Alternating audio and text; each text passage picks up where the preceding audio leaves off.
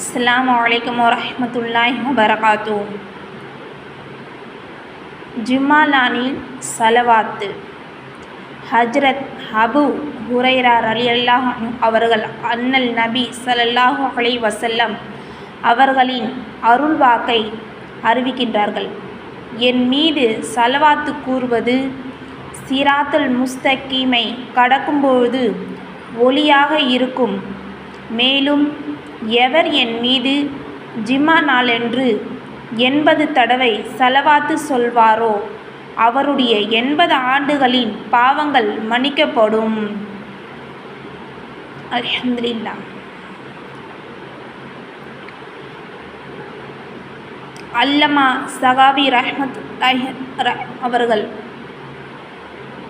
அல் கவுலுல் பாதி என்னும் கிதாபில் இந்த ஹதீஸை பல அறிவிப்புகளில் கூறப்பட்டுள்ளார்கள்.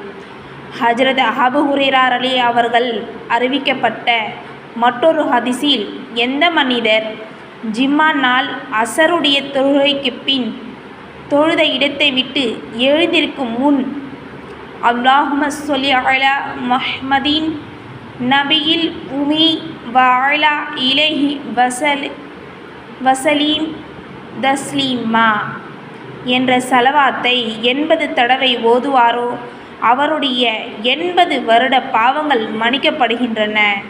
சுப்ஹானல்லாஹ்.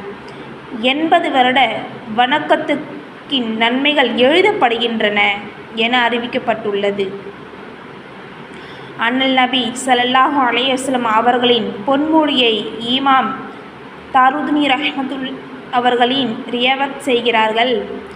எவர் ஜிம்மா நாளின் என் மீது 80 தடவை ஸலவாத் கூறுகிறாரோ அவருக்கு 80 ஆண்டுகளின் பாவங்கள் மன்னிக்கப்படும் என நபி ஸல்லல்லாஹு அலைஹி வஸல்லம் அவர்கள் அருளிய போது, யா ரசூலுல்லாஹ், எவ்வாறு ஸலவாத்து ஓத வேண்டும் என ஒருவர் வினவினார். அதற்கு நபி ஸல்லல்லாஹு அலைஹி வஸல்லம் அவர்கள், அல்லாஹும்ம ஸல்லி அலா முஹம்மதின் அப்திக வ நபியிக வ ரசூலிக நபியில் உமி என்று ஓதி ஒரு விரலை மடக்கிக் கொள்ளவும் என பதிலளித்தார்கள்.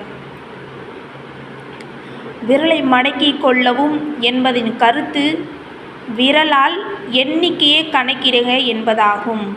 இன்ஷா அல்லாஹ் நாமும் அவ்வாறு செய்வோம், சுவனத்தை வெல்வோம். அல்ஹம்துலில்லாஹ். அஸ்ஸலாமு அலைக்கும் வரஹ்மத்துல்லாஹி வபரகாத்துஹு.